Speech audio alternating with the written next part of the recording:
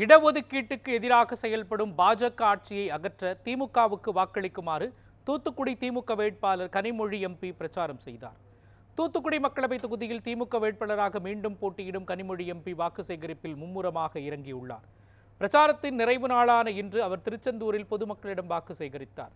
அவருடன் அமைச்சர் அனிதா ராதாகிருஷ்ணன், ஸ்ரீவைகுண்டம் தொகுதி காங்கிரஸ் எம்எல்ஏ ஊர்வசி அமிர்தராஜ், தூத்துக்குடி மேயர் ஜெகன் பெரியசாமி உள்பட இந்தியா கூட்டணி நிர்வாகிகள் பங்கேற்று வாக்கு சேகரித்தனர். வாக்கு சேகரிப்பின் பொழுது வேட்பாளர் கனிமொழி பணம் உள்ள இந்துக்களுக்கு மட்டுமே பாஜக வேலை செய்வதாக குற்றம் சாட்டினார்.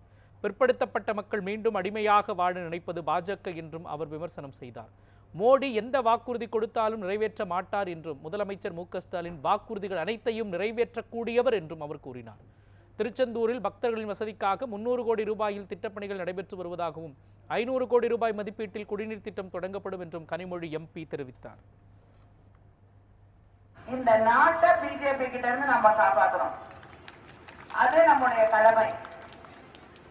அந்த கடமையை செய்வதற்கு தேர்தலிலே நாம் அத்தனை பேரும் போய் வாக்களிக்க வேண்டும். திரும்ப திரும்ப சொல்றாங்க ஏதோ ஹிந்து மதத்தையும் இங்க இருக்கக்கூடிய ஹிந்துக்களையும் அவங்கதான் காப்பாற்றுறாங்கன்னு.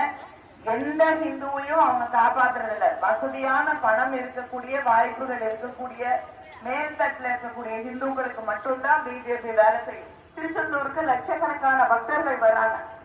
அவர்களுக்கு இன்னும் அதிகமாக வசதியாக வந்து செல்வதற்கு, இங்கே நடக்கக்கூடிய விழாக்களுக்கு அவர்கள் வந்து செல்வதற்கு நிறைய பேர் வர ஆரம்பிச்சாங்கன்னா இங்க இருக்கக்கூடிய பொருளாதாரமும் வளர்ச்சி பெறும். கடைகள் தேவைப்படும், ஹோட்டல் தேவைப்படும், எல்லாமே தேவைப்படும்.